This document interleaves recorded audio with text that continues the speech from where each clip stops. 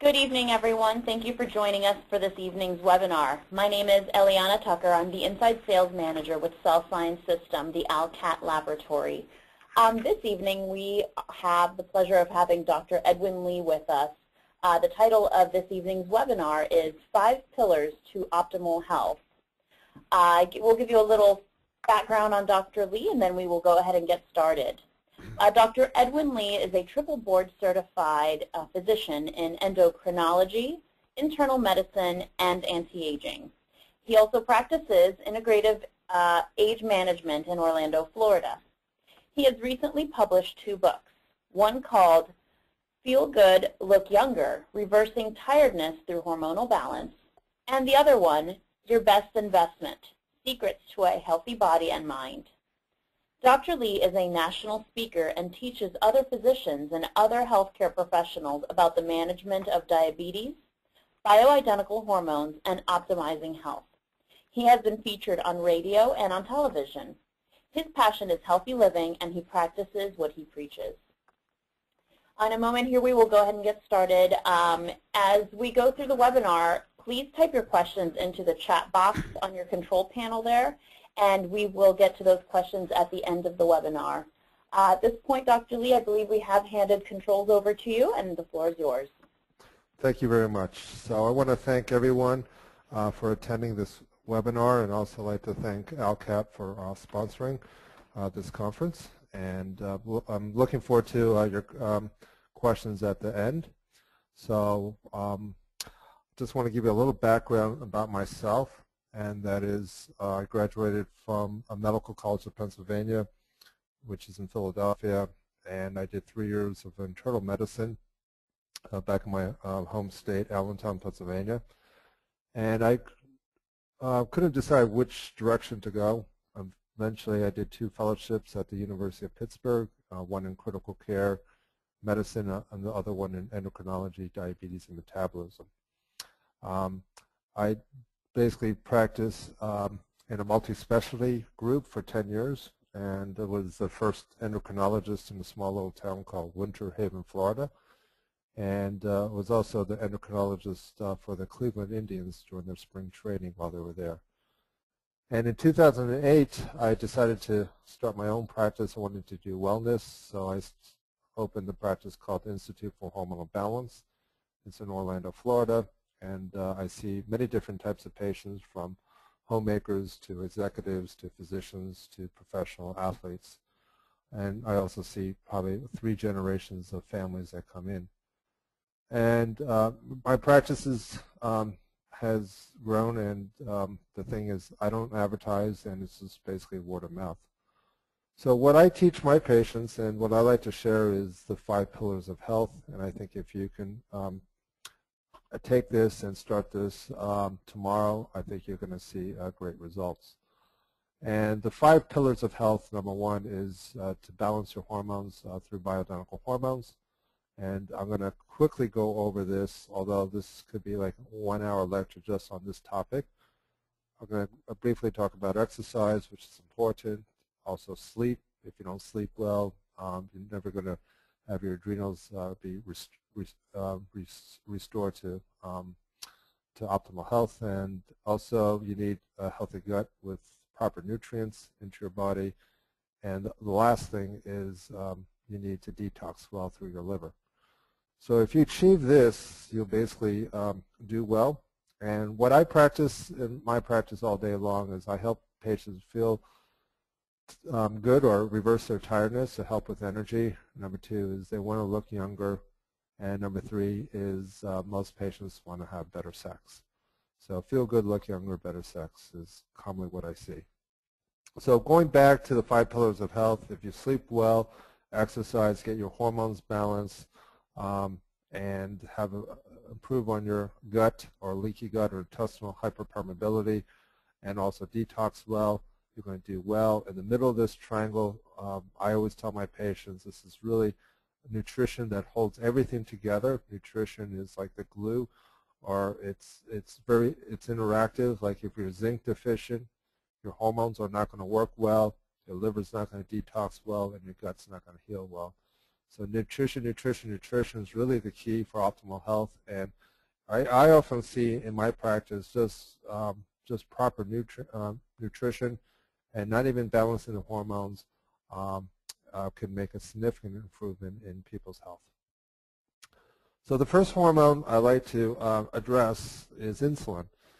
This is a picture, a 3D dimension of insulin, and what's interesting is zinc is needed for insulin. So zinc is a cofactor for insulin, and so if you're zinc deficient, insulin's not going to work well. What we have in today's society is we have an epidemic of childhood obesity, and you probably all know about it, but just wanted you to realize that the reason why people have belly fat is because of insulin, and it's because of high insulin that causes the belly fat, but what causes high insulin levels is really the refined sugars. And if you can have your patients reduce their sugar intake or soda intake, you're going to see significant improvement. And really, every kind of soda is really not healthy. It's like I tell this to my patients, that sugar is the devil. And if you can really significantly reduce your refined sugars and replace it with complex carbs and more fiber, to about 25 to 30 grams of fiber a day, and also to have healthy fats and in addition organic meats, you'll have a well-balanced meal, high calories in the morning, least calories in the evening. People will do much better. So we have an evolution of obesity through this fast food industry that we have. The food industry is, I think, literally killing us with all these chemicals and with all these preservatives and all the sugar that's in our diet. And we have basically the food industry that's also sponsored by the government, because our U.S. government has been subsidizing since the Nixon administration farmers to grow corn and also soy. So if you want to have a book to help your patients to achieve wellness and have recipes that are interesting and also delicious, I actually wrote a book about the dangers of too much insulin, how it links to heart disease, to early stroke, Alzheimer's, autoimmune disease, and many other issues. But a lot of people need healthy recipes and need some direction. So that's why for 15 years I've been listening to my patients, and they would always say, do you have any recipes or do you have anything that I can follow? So I have two nutritionists who contributed to this book. The first one's Allison Gordon. She's from California. And then Laura Gavin is a nutritionist from Florida. So I have the West Coast, East Coast, two different styles, but basically it's high fiber, plant-based diet that's low in refined sugars, and having organic meats, and in addition, healthy fats, and some great smoothie recipes in there. So the other thing is that I want to touch upon, and that is the sex hormones, briefly about the thyroid, adrenal, and growth hormone. I'm going to quickly go over this because there's a lot of other things I want to talk about, like the liver and also the gut. And so literally you can, actually when I speak at either the national meetings, I could speak an hour for each particular topic. But let me quickly just talk about the highlights of progesterone. And for women, especially around 35 and older, progesterone starts becoming deficient. And they will basically come in with issues with insomnia, sometimes anxiety, panic attacks. They're saying that, I'm on an SSRI or I'm on Lexapro or Zoloft, and is there a way I can get off this? And sometimes putting patients on, women on progesterone, they can get off their SSRIs, since progesterone primarily hits the GABA receptors in the brain to help calm people down. It really helps mood swings and irritability, and I've seen women, they say that their marriages are much better since they've been on progesterone. It can also, you can put a little progesterone, cream on the breast cyst, and some women notice that their breast cysts diminish, or their fibrocystic breast disease gets better. Progesterone can also help with ovarian cysts and fibroids. And what's interesting is the #1 cause for hysterectomies is really progesterone deficiency, and this is still a topic that most gynecologists have no idea about. But low progesterone causes many issues, and the thing that I see a lot is that women's libido go down, and they may have heavier bleeding, some clotting, weight gain, especially the belly fat there. And like I mentioned, progesterone deficiency eventually leads to hysterectomy, endometriosis, and fibroids. So if you're low, excuse me, if you're low on progesterone, you really need to take bioidentical progesterone. You need the exact same chemical structure that your body makes. You do not need synthetic progesterone, which is called Progestins. And unfortunately, the media gets this confused, and a lot of healthcare practitioners still have no idea the difference between progesterone and Progestins. One quick thing is that progesterone is like a key that goes in a lock that fits into that receptor. Progestins are synthetic progesterone that is altered, like an alter key that has a different key structure that can actually cause some damage to the DNA. So you really need to basically be on bioidentical progesterone, stay away from Provera, and also I encourage my women to get off birth control pills and use an alternative way to prevent contraception, well, to use for contraceptive purposes. I may recommend like a diaphragm or condom or some other means rather than a birth control pill. So this is like the analogy I was saying is that progesterone will fit in that lock, whereas progestins, this is an alter chemical that the big pharma can patent and make money on, and you can see that this key will not fit into that lock there, and it can cause damage. So you really need to take the exact molecule to help there. What's interesting is that progesterone is also needed for memory, and there's a phase 3 clinical trial that's started at Emory University for traumatic brain injury. And here's a guy named Mark who had a severe car accident, and he's had a wonderful recovery because he got progesterone. And they've noticed that through animal studies that if you ligate the artery to the brain, that you're going to cause ischemia, but if you give progesterone right after that, it can actually improve in terms of in reversing the ischemic event.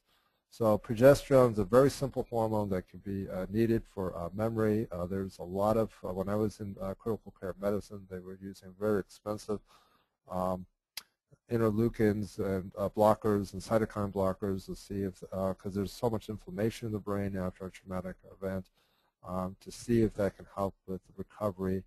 And here's a very simple, cheap hormone that could be mass-produced and can basically help with brain formation. So progesterone is, if you have a patient that has issues with memory, progesterone can be used. And I actually sometimes give it to my male patients too.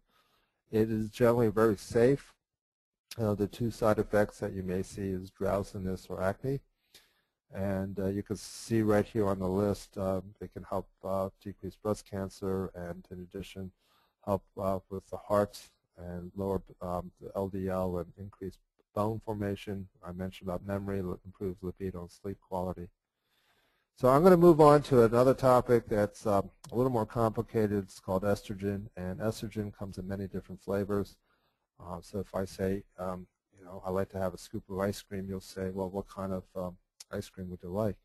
And estrogen comes in the human really three main things. It's called estrone, estradiol, and estriol. And this is a young woman, not in menopause, and this is the distribution of of their estrogen. And Premarin is an unfortunate estrogen that many women get on still to year 2012. I still see some gynecologists and OB doctors writing for their patients on Premarin.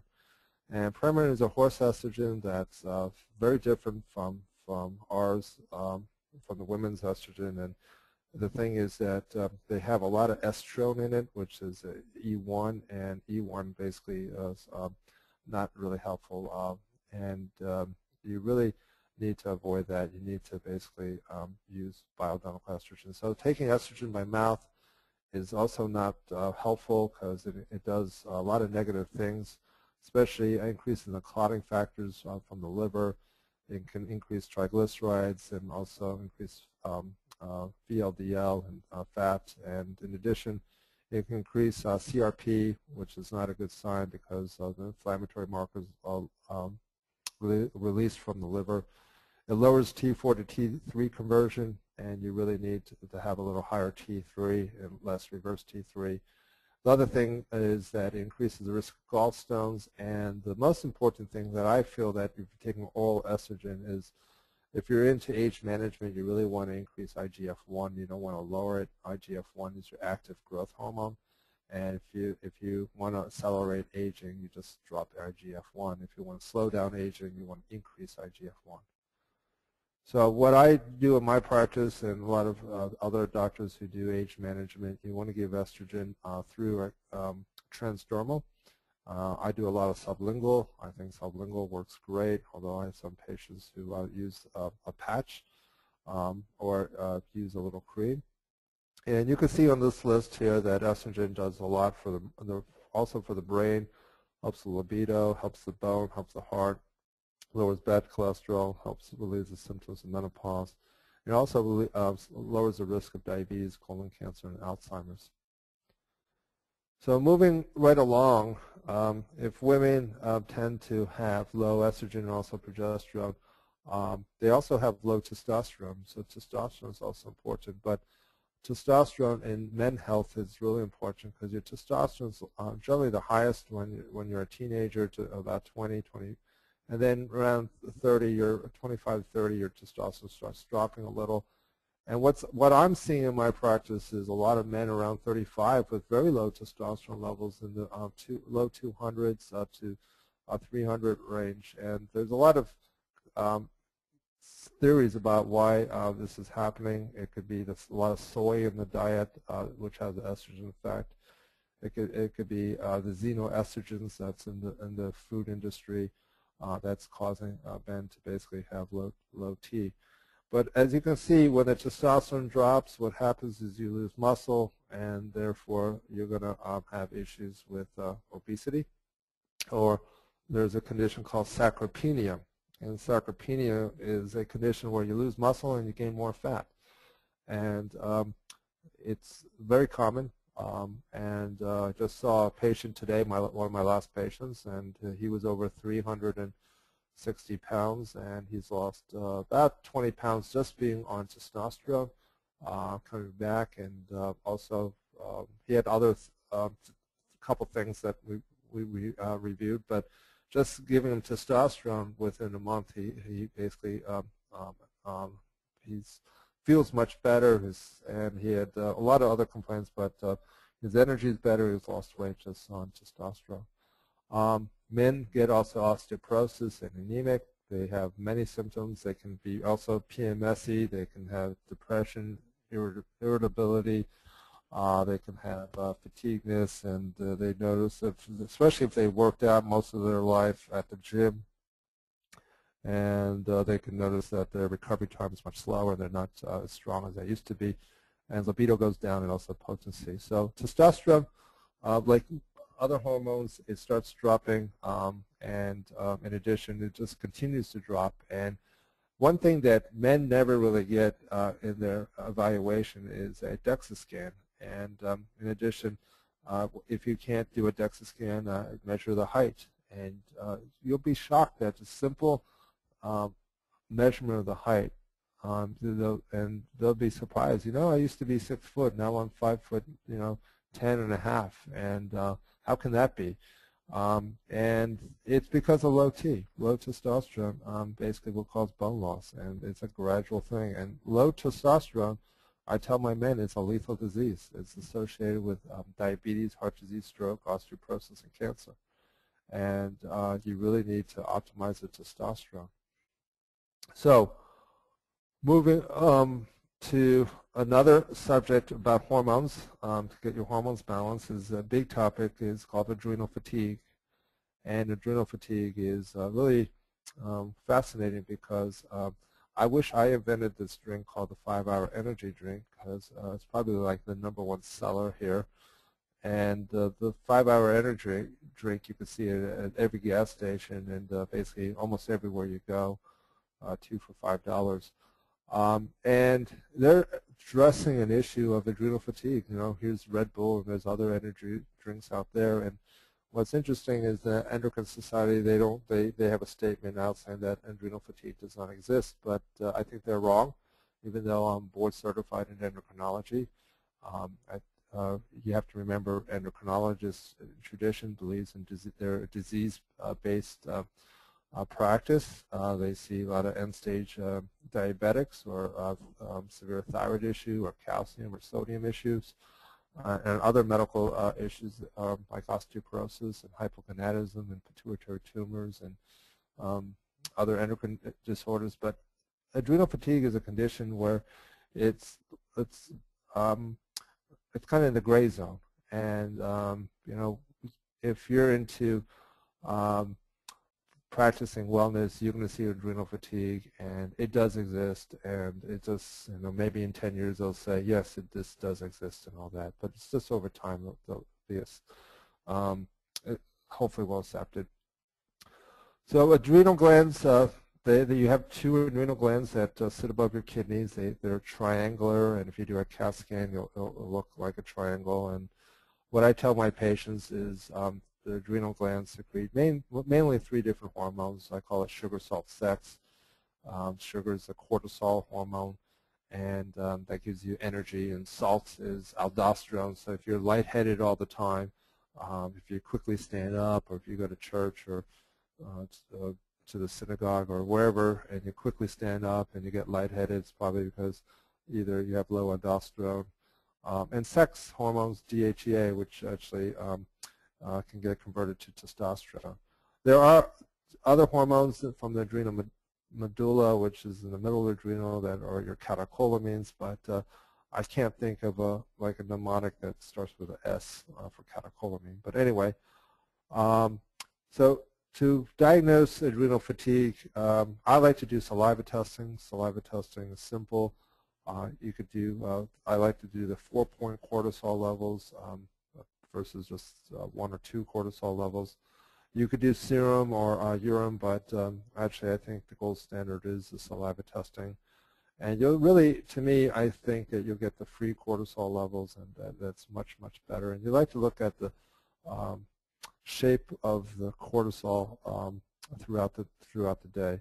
And sometimes when you see adrenal fatigue, you can see it all different ways, but the worst case is when it's flatline, when the cortisol level in the morning, noon, evening, bedtime are generally all flat, and that's not a good sign.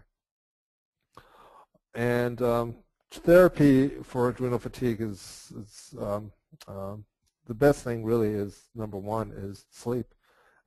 If you could do one thing, and if your patients can sleep better, I see patients with sleep apnea that are somewhat of a thin body habitus, and they're just they have issues with sleep, and they have obstructive sleep apnea, and once you get that corrected, it gets much better. So if you want to learn more about hormonal balance, this is my first book that I wrote. It's called Feel Good, Look Younger, and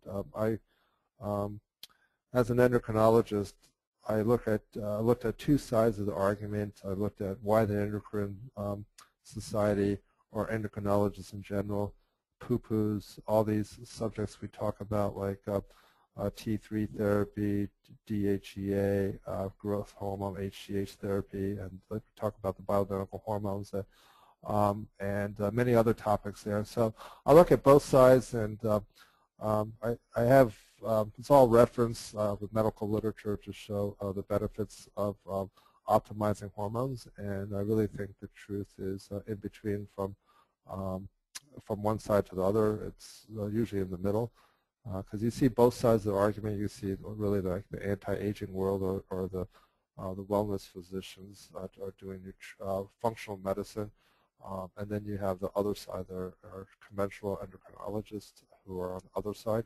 So that's kind of each subject, each chapter has particular controversy, and anyway, you can get actually this book through my website or through Amazon.com. So back to the triangle of health, we kind of talked about hormonal balance, and there's a lot of other things we could talk about there, but I want to move on to basically leaky gut, and I think that this is an important topic because if you don't address gut health, you're not going to achieve wellness. So there's almost 100 million Americans with digestive issues, and what's interesting is over 10 million people are hospitalized each year because of severe GI issues. And the thing is that you need to keep the gut healthy. And this is a picture or a diagram of a healthy gut.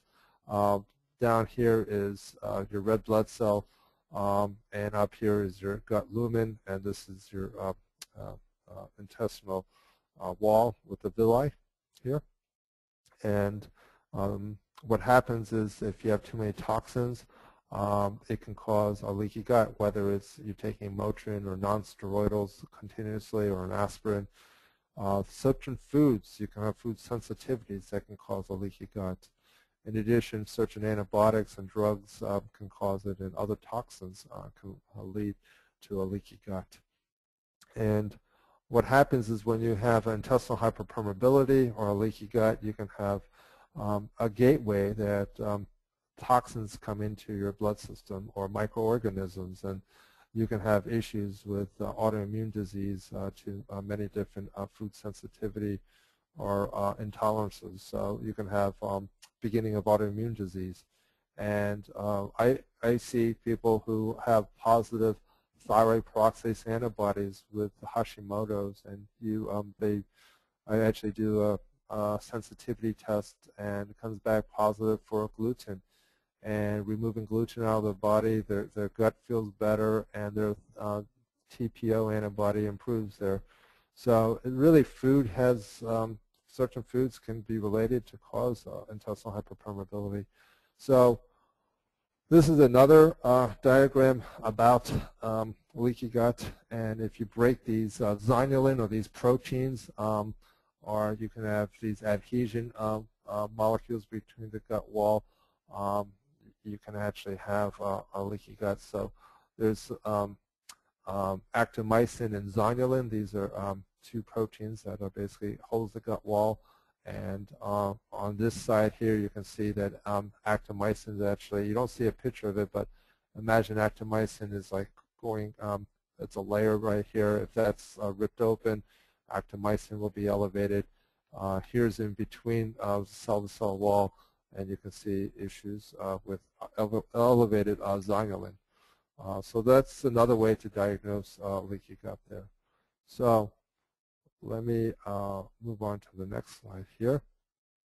And that is that intestinal hyperpermeability or leaky gut can lead to many disorders. And one thing that I see is that it can lead to many autoimmune disease, and in addition, it can lead to issues from some somatic complaints that sometimes you can't figure out, but if you fix the gut, sometimes you can fix the brain and the rest of the other body. So I've seen arthritis gets better, migraine headaches get better, brain fog gets better.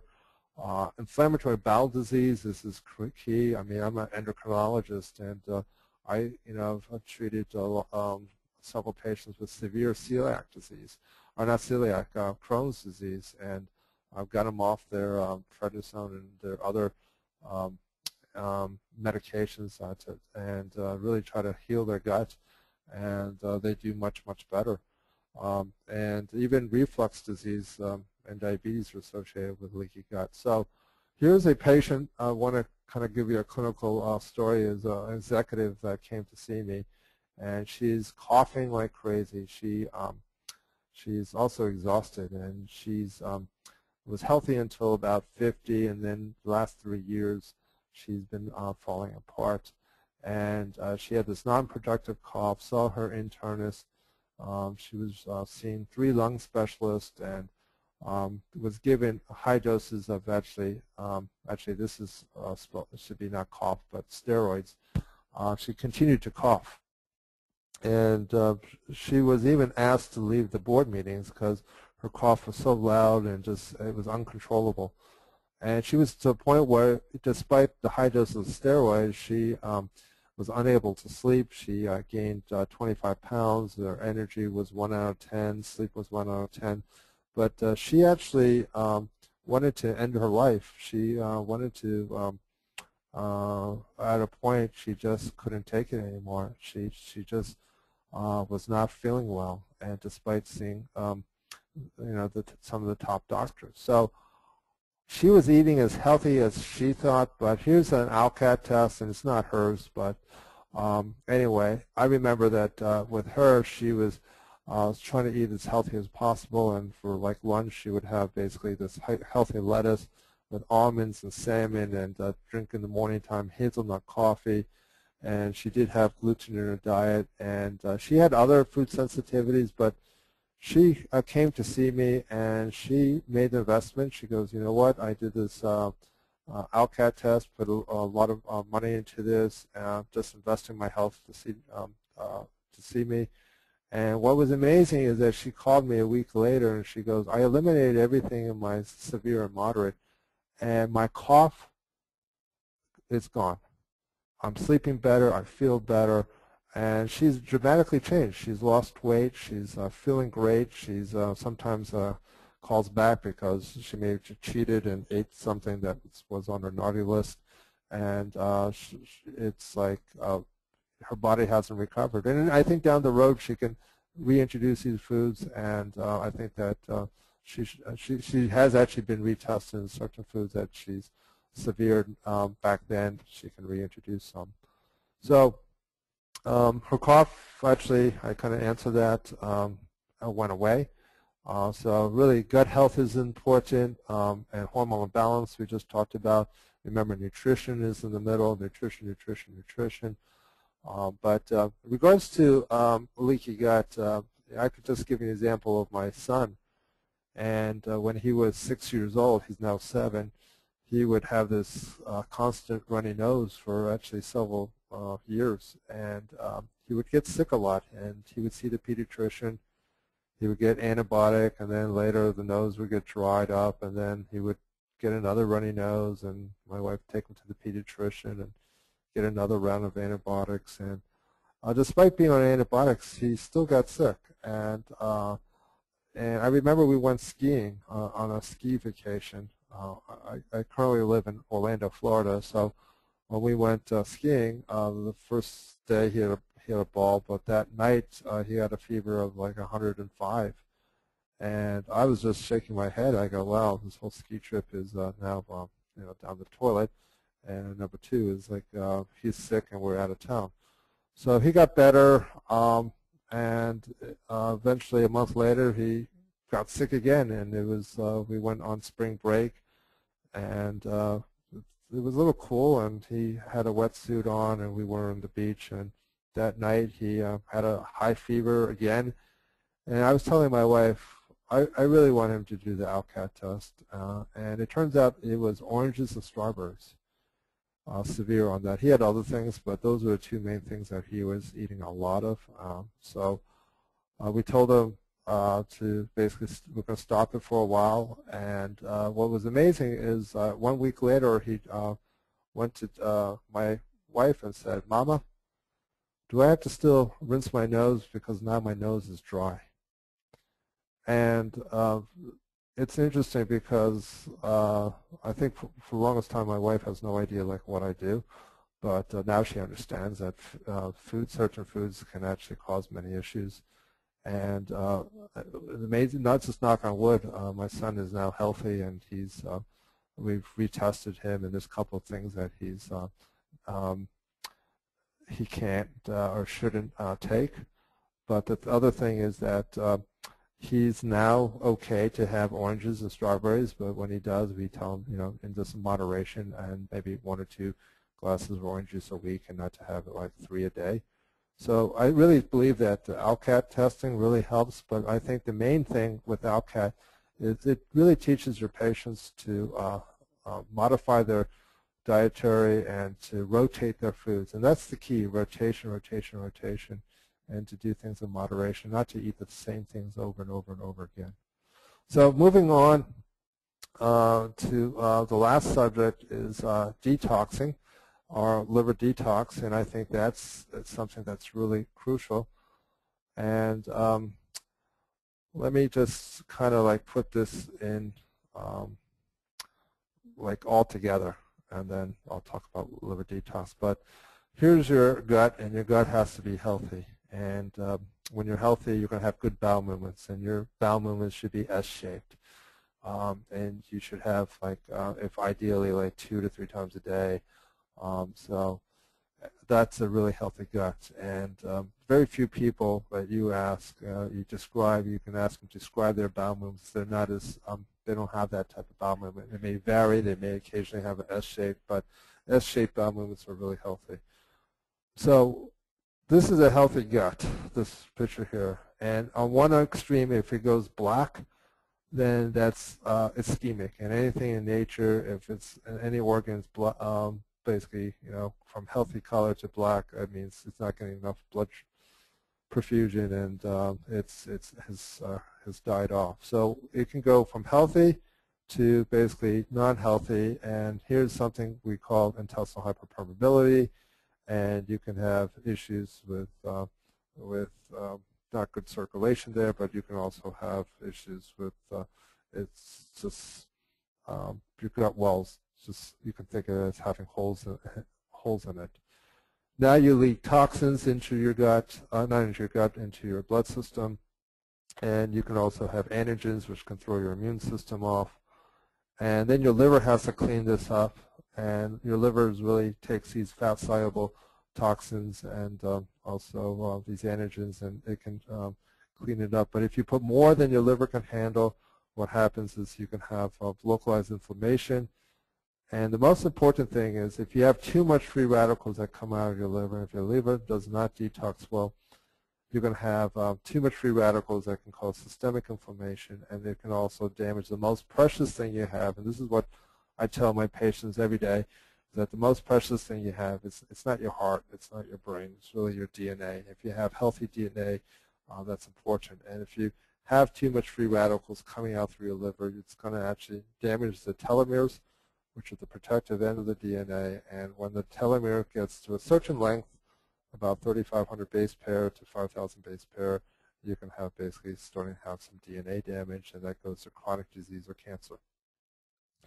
So there's a lot of toxins out here. We live in a toxic world, whether it's from air pollution or from smoking or from radiation from like from that accident from Japan. In addition, there's food chemicals, preservative, herbicides, jet fumes, and there's just even prescription medications and Motrin, and they all have to go through the liver. And if you generate all these free radicals, it's going to damage your DNA. Damage your DNA, that's not healthy. So the key in life, really in optimal health, is to keep that DNA healthy. And there's something called telomeres. Telomeres are important, and they're the protective end of the DNA. Now, liver detox, this is what I kind of explain to my patient, is that imagine your liver is like a barrel, and at the bottom of the barrel is a spigot. And if all the toxins have to go into the top of the barrel, and they have to be drained from that spigot, but if you put more than it can drain, it's going to overflow. So imagine if there's like water being poured into the top of this bucket, but the spigot is kind of tight. What's going to happen is you continue to fill it with water, it's going to overflow with water. Imagine that water's free radicals are toxins, and what comes out of that is really free radicals, and they can actually cause damage to your DNA. So the key in life is really, if you're born with a big liver or a big barrel, that's great, but the thing that you can't really choose your parents, but the thing that you can do is open up your toxins, not open up the spigot, and that's the key. So actually, there's many different detox programs. This is one. You don't have to use this, but I like this program with Ultra Clear Renew and AviClear.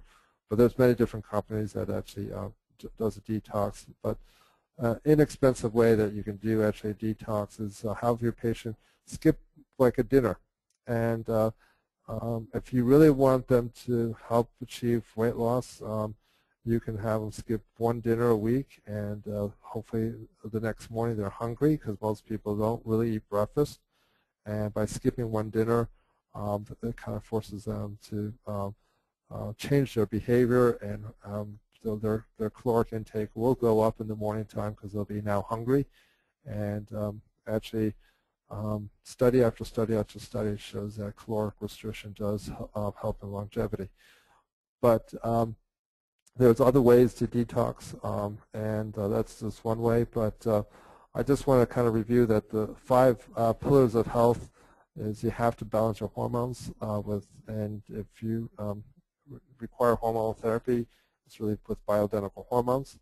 And if you have questions about other hormones, we can talk about it. I just, there's so much to talk about. There's like no way to talk about every single thing about hormone therapy, but I was trying to highlight the importance of progesterone, insulin, estrogen, testosterone. Those are like the big ones there, and adrenal fatigue. The second thing is exercise, and 30 minutes 3 times a week of intense exercise can actually increase longevity by 4 years. If you increase your physical activity and you do intense exercise for 3 hours a week, you basically actually from 30 minutes 3 times a week to 3 hours a week, you can actually increase longevity by 9 years, and there are actually studies that show that.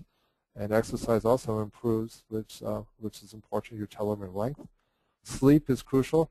If you don't sleep well, you'll never basically fix adrenal fatigue or restore the adrenal function there. Sleep is very restorative, and the key is try to get, if possible, 8 hours of undisturbed sleep. And good sleep habits are important. And sometimes I have to tell my patients, even though they have a puppy or a dog or a cat, to have their pet to sleep in a different room because they constantly wake them up. Because you remember, animals, sometimes they have a different cycle, and if you're constantly up, you'll never get good sleep. The other thing is healthy gut, and one test that I look at is the ALCAT test, and I think that ALCAT's phenomenal. I just ordered an ALCAT test to one of my patients who's quadriplegic. He had a diving accident at 22. He was did something silly, jumped off a quarry, and didn't know how deep it was and snapped his neck. And now he's 52 years old. He's having a lot of gas issue. It's causing a lot of discomfort, and I just ordered an ALCAT test on him. And I think it's going to be I guess it's going to be gluten, but I could be wrong. It could be something else in his diet. But if you don't have a healthy gut, you're not going to get the proper nutrients into your system, and without proper nutrients, it's not going to help everything else work well.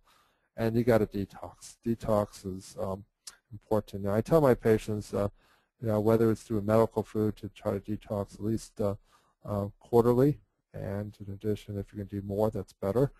And that's like I tell my patients also that we know exactly how often we have to change the oil in the car, but no one ever tells us in life how often you have to detox. And that's an important thing because you really need to keep our DNA healthy. So actually, I'm going to open up to questions. I'm sure there's going to be some questions about some stuff I talked about, and I'll just open the floor now.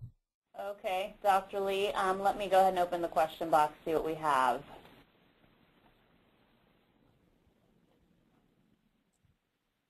One moment. There was a question earlier in the webinar. It reads, can the doctor explain what he means by bioidentical hormones? Yeah, bioidentical hormones is it's really the exact bioidentical chemical structure that our hormones are made of. And the picture that I had was that key. So if I can go back all the way to the beginning of the slides, there was a picture of a key that fixed in a lock. That's your bioidentical hormone. Synthetic hormones it's altered, and when it's altered because they can the big pharma can patent it and make money out of it. It's their own property, but it's not going to fit in the receptor site, and it can cause DNA damage. So that's actually this is the thing between bioidentical versus synthetic. Synthetic hormone is altered. This is basically a bioidentical hormone. This is just an analogy that fits in the receptor or into that lock, and that's what you need. So synthetic hormones are altered. They have an extra chemical structure to it, and now it's their personal right that they have on that product, and they can sell it. Like birth control pills, they have synthetic progesterone. It's not bioidentical, and it can cause DNA damage. So women who take years of birth control pills, when they take synthetic hormone, increases the risk of breast cancer. So it's a trade-off. So hopefully that answers your question right there on the slide.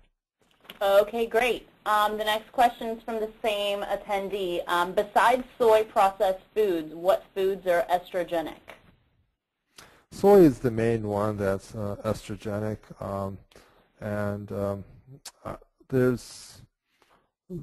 that's the answer that it's really soy. I'm sure there's other ones out there, but the one on the top of my mind is basically soy. But soy is really there's a lot of things with soy. So let me kind of give you like a quick run list of soy that you don't think about. But the obvious thing is like soy milk or soy protein.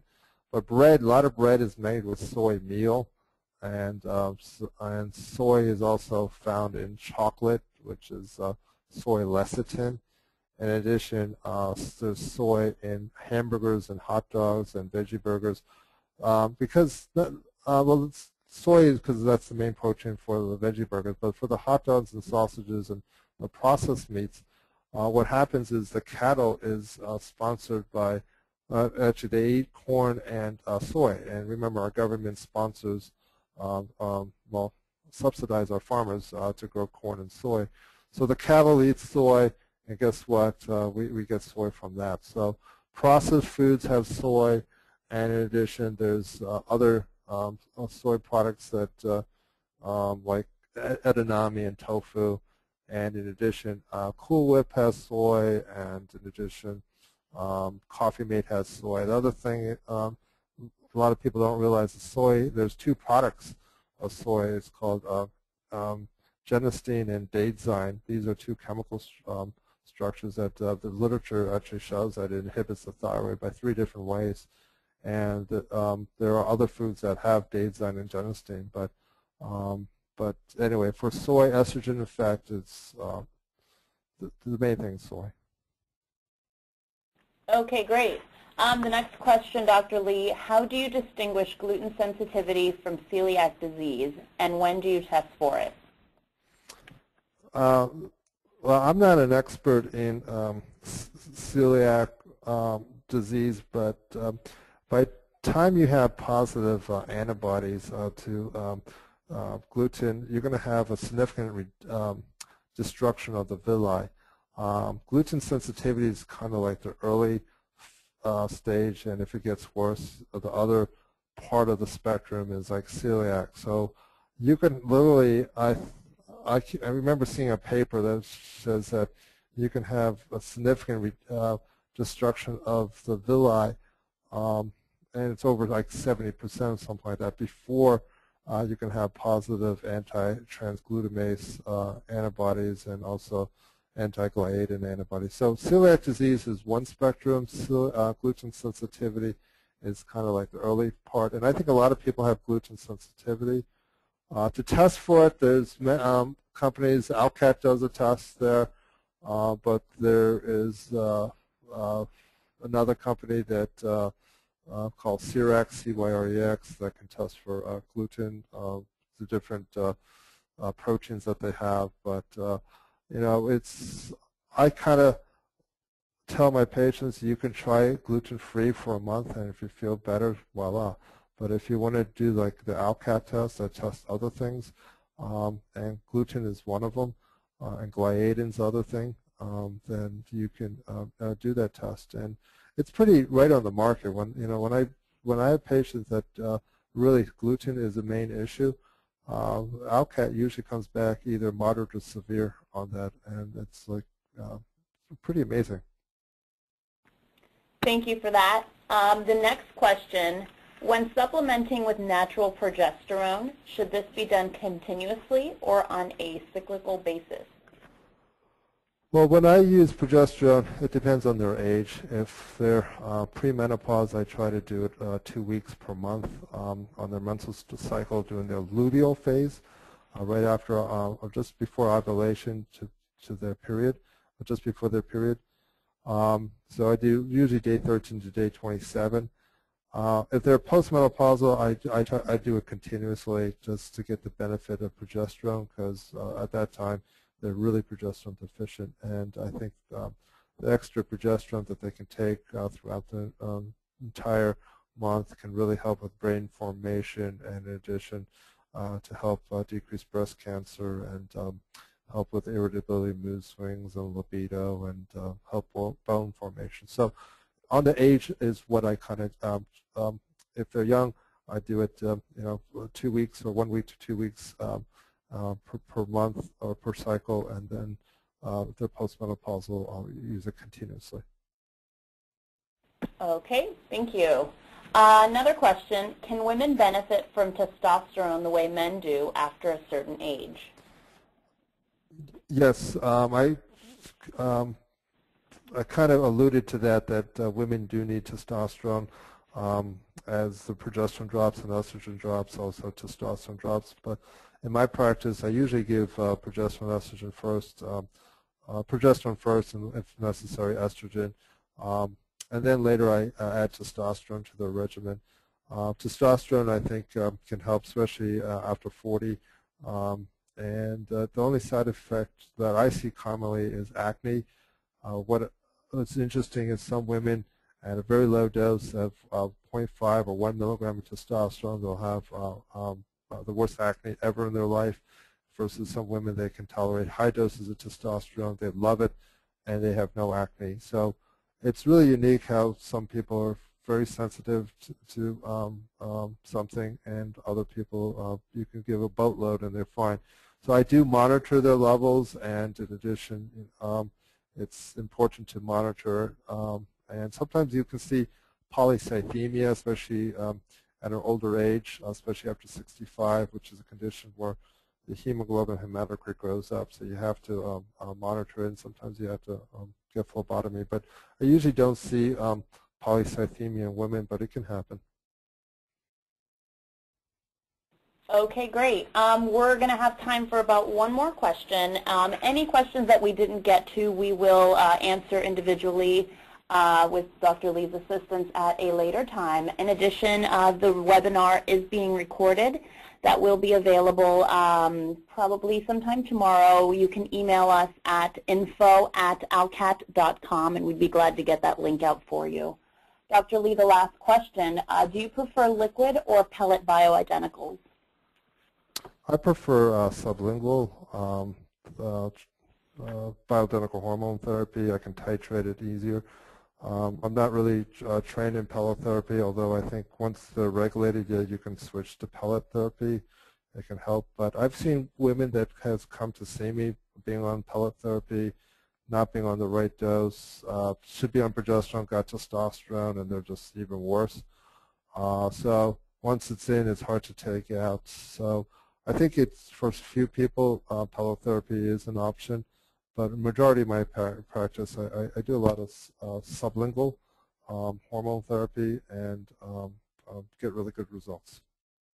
So. Great. Thank you so much, Dr. Lee, for joining us this evening. We really appreciate your time. Oh, thank you. I want to thank everyone for attending. Thank you so much. Again, if you, any of the attendees have any questions or comments, feel free to email us at info@alcat.com, and we will get back to you. Thank you for joining us this evening. Have a wonderful night.